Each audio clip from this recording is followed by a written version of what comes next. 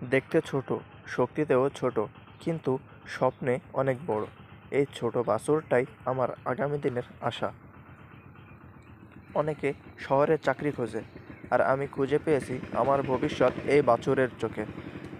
কারণ কৃষকের স্বপ্ন ছোট হয় না। এই বাছুর কিনতে আমাকে ধার করতে হয়েছে।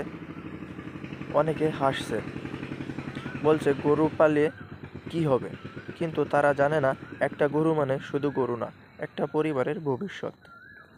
সকাল শুরু হয় তাকে খাবার দিয়ে, রাতে ঘুমায় তাকে দেখে। কারণ এটা শুধু পশু না, এটা আমার ইনভেস্টমেন্ট। আপনি একটা বড় হয়ে দুধ দেবে। আপনি জানেন এটা বাছুর বড় হয়ে দুধ দেবে, আপনার আয় বাড়াবে। অল্প টাকা দিয়ে শুরু করা যায় লাভজনক খামার। যখন মন খারাপ হয় আমি এর কাছে আসি। এটা কথা বলতে পারে না, কিন্তু বুঝতে পারে আমি আর আপন মানুষ। আমাদের গ্রামে অনেক যুবক বেকার, কিন্তু তারা জানে না এই ছোট বাছুরটা হতে পারে তাদের সাফল্যের শুরু। ধরেন একটা গরু বড় হতে 1 থেকে 1.5 বছর বা 2 বছর, তারপর দুধ বিক্রি, বাছুর বিক্রি, কোরবানির বাজার, মানে এটাই সম্ভব। অনেকগুলো ইনকাম সোর্স।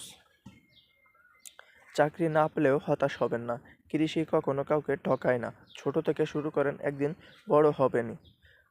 আজ এটা গাছে বাঁধা, একদিন এটার জন্য থাকবে আলাদা ঘর, ছোট খামার, অনেকগুলো গরু, ইনশাআল্লাহ।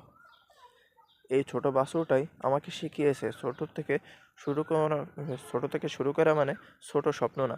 আপনি যদি হাল না ছাড়েন, আপনার সফলতা রশি দিয়ে বাঁধা থাকবে না। আমি এনএস ইউনিটি টাইপ গ্রাম থেকে বলছি, কৃষি আমার ভবিষ্যৎ।